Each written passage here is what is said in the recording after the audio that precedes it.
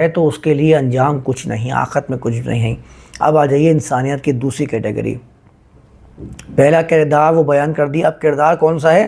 وَمِنَ النَّاسِ مَن يُعْجِبُكَ قَوْلُهُ فِي الْحَيَاةِ الدُّنْيَا، لوگوں میں سے وہ بھی ہیں کہ جن کی عملی جد و جہد، قولہ کا ترجمہ میں عملی جد و جہد کر رہا ہوں، صرف باتیں آپ کو کسی کو بھاتی نہیں ہیں، یہ بات ذہن میں رکھ لیجئے۔ کتنی بھا جائیں گی باتیں، سن لی ختم ہو گئی بات۔ عمل تو معاشروں کو، زندگیوں کو تبدیل کرتا ہے، وہ ہوتی ہیں جو انسان کو تعجب میں ڈال دیتی ہیں۔ لوگوں میں سے وہ بھی ہیں جو تمہیں، کاف زبر کا کی ضمیر یہ انسانیت کی طرف خطاب ہے، جن سے قرآن خطاب کر رہا ہے کہ تمہیں ان کا عمل حیات دنیا میں، ان کی عملی جد و جہد، ان کے نظریے کی بنیاد پر جو ان کی توجہ ہے، جس پر وہ غالب ہیں۔ قول ان کا معنی بہت سارا ہے، آپ لغت میں اٹھا کر پڑھتے جائیے۔ غالب ہونا، قتل کر دینا، مارنا، بولنا، کیونکہ اس میں تو حرکت شامل ہوتی ہے قاف واو لام کے اندر، تو اس سے بہت سارے معنی نکلتے ہیں۔ ہر جگہ ایک معنی نہیں ہوتے ہیں، سیاق و سباق کے اعتبار سے ہوتے ہیں۔ ان کی عملی جد و جہد تمہیں تعجب میں ڈال دیتی ہے، تمہیں حیران کر دیتی ہے، لیکن وہ عملی جد و جہد کس میں ہوتی ہے؟ سب سے قریب کی زندگی میں، دنیاوی زندگی جس کو آپ کہتے ہیں، جو حال میں چل رہی ہوتی ہے۔ ادنا کا مؤنث دنیا ہے، اس کے دو معنی آتے ہیں ادنا کا، سب سے قریب اور سب سے پست۔ جب قرآن اس طرح دنیا استعمال کرتا ہے تو دونوں معنی شامل ہوتے ہیں۔ سب سے پستی والی جو زندگی ہے وہ کیا ہے کہ آپ خود غرضی کا مظاہرہ کر کے اپنے لیے بند باندھتے جائیں پانی کے، اور لوگوں کے پاس بہتا ہوا پانی روک دیں۔ آپ کے بعد بھی کتنا ٹائم چلے گا، پھر لوگ آپ پر غارت گری کر کے آپ کے ہی پانی کو چھیننے کی کوشش کریں گے، معاشرہ برباد ہو جائے گا۔ سب سے پستی والی زندگی کہا جاتا ہے اس کو۔ اور دوسرے معنی میں نے بتایا سب سے قریب والی زندگی، مطلب حالیہ زندگی جو چل رہی ہے اس کو سنوارنے کی کوشش کرنا۔ کب تک چلے گی؟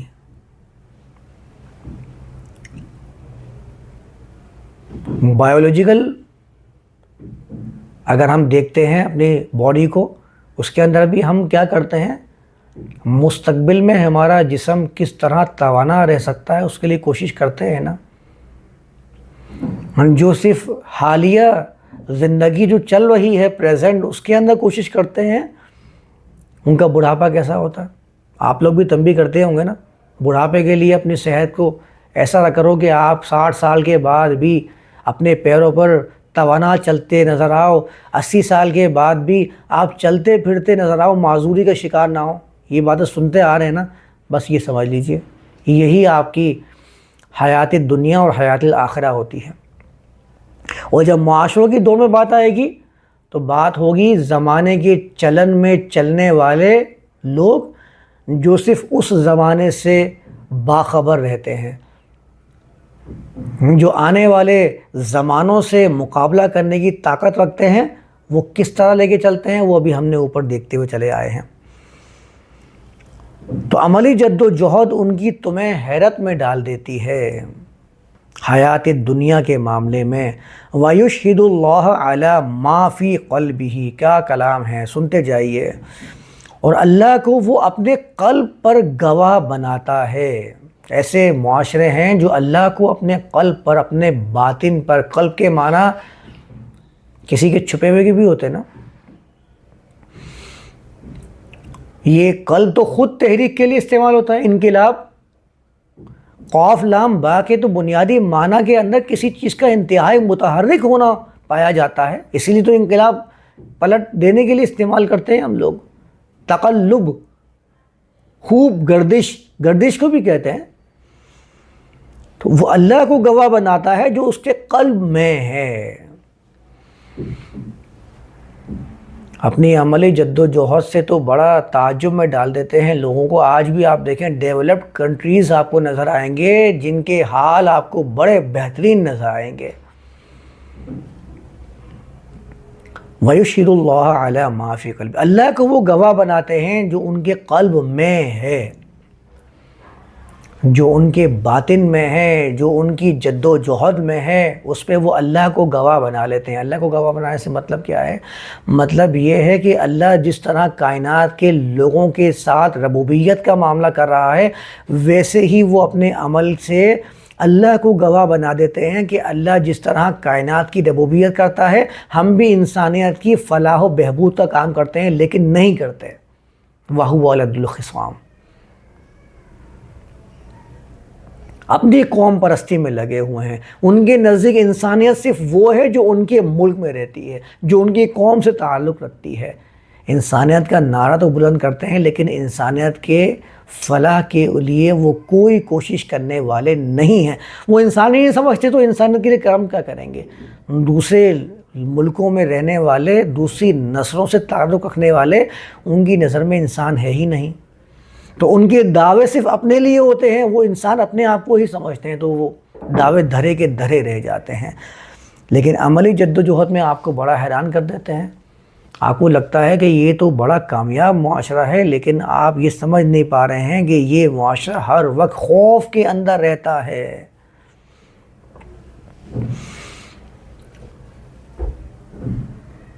ہر وقت خوف کے اندر رہتا ہے.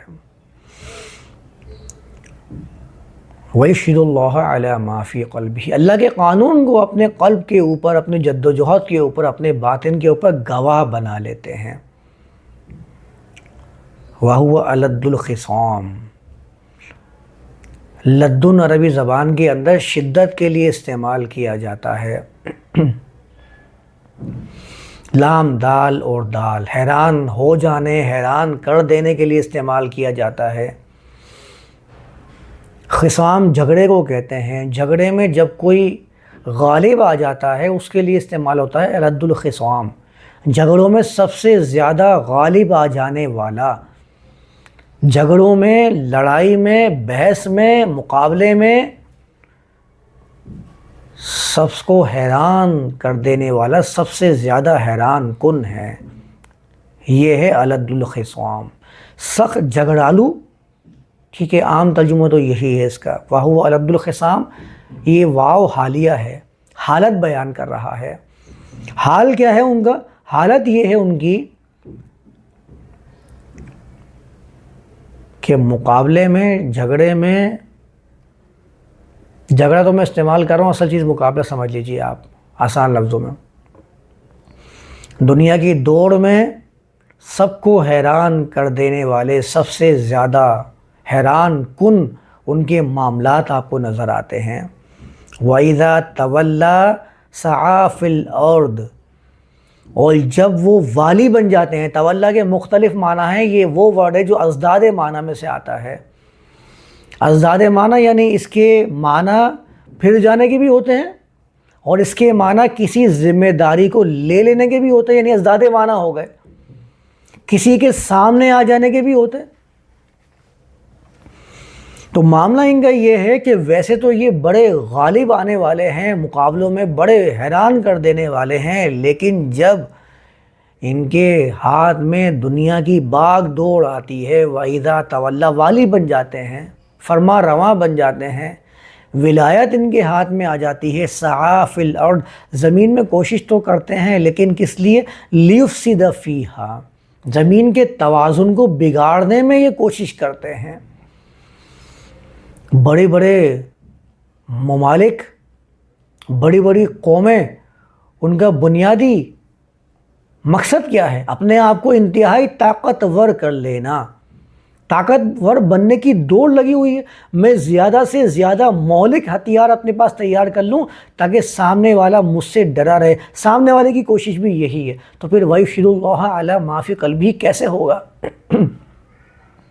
پھر تو آپ انسانیت کو ختم کرنے کی دوڑ میں لگے ہوئے ہیں کسی بھی طریقے سے. پھر تو آپ کو انسان صرف اپنے ملک میں رہنے والے اس بارڈر کی لائنوں کے پہلے نظر آنے والے ہی نظر آئیں گے. سامنے والا تو آپ کو یہی نظر آئے گا کہ یہ مجھے مارنے کے چکر میں ہو, میں اسے مارنے کے چکر میں ہوں, جو غلبہ حاصل کر لے وہ جیت جائے.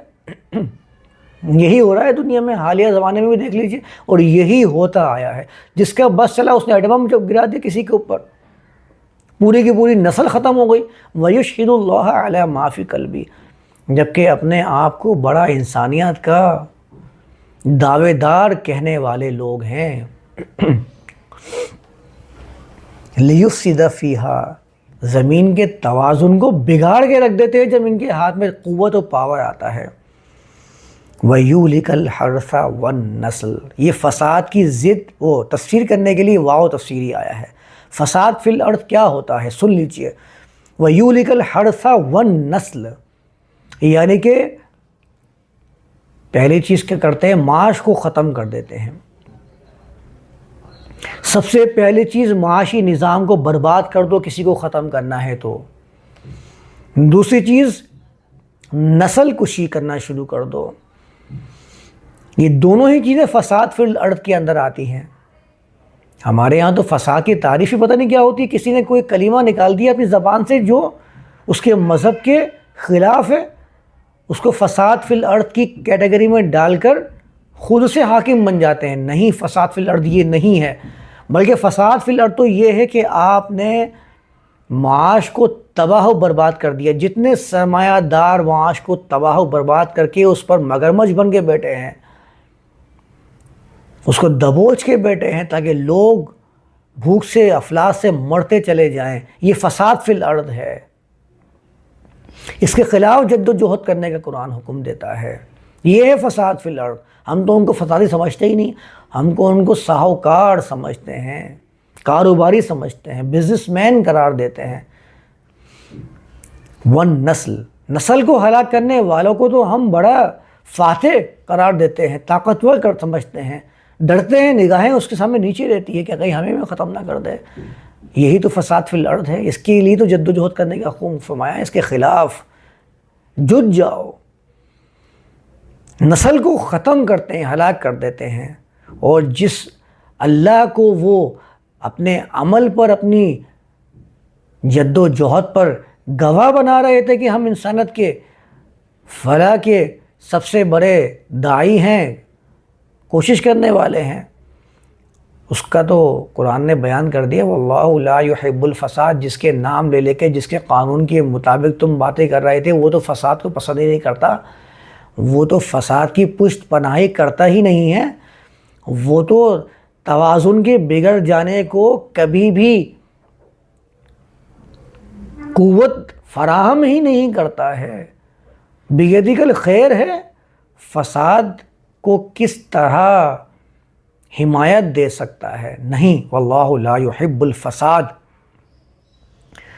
وَإِذَا قِيلَ لَهُ, اور جب کہا جاتا ہے ان کو اتق اللہ, اللہ کی حفاظت کرو, أَخَذَتْهُ الْعِزَّةُ بِالْإِثْمِ, أَخَذَتْهُ الْعِزَّةُ بِالْإِثْمِ. دیکھ لیجئے ہمارے اکثر کاموں میں انا ہمارے آڑے آ جاتی ہے. آپ اس کو ایسے ہی سمجھ لیجئے.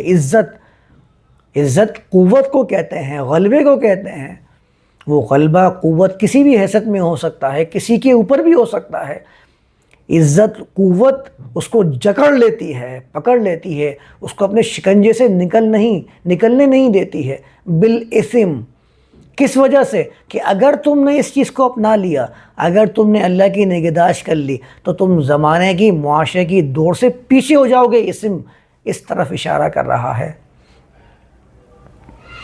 تم کیسے پیچھے ہو جاؤ؟ قرآن نے تو اس کی ایک مثال دی تھی نا, کہ وہ مثال مجھے ابھی الفاظ سے یاد نہیں آ رہی. اس میں الفاظ تقریباً یہ تھے کہ تمہارا حال یہ ہے کہ تم اپنا مال دوسرے کو اس لیے نہیں دیتے ہو کہ کہیں وہ تمہارے برابر نہ آ کے کھڑا ہو جائے. یہ ہے اخذتہ العزۃ بالاسم, کہ تم پیچھے ہو جاؤ اور تمہارے مقابلے میں وہ آ کے کھڑے ہو جائیں. اخذتہ العزہ, قوت تمہارے آڑے آ جاتی ہے, پکڑ لیتی ہے, جکڑ لیتی ہے عزت تمہیں, کہ تم کہیں پیچھے نہ ہو جاؤ اس کے مقابلے میں. فحسبہ جہنم, ایسے لوگوں کا معاملہ ان کے لیے جہنم ہی کافی ہے.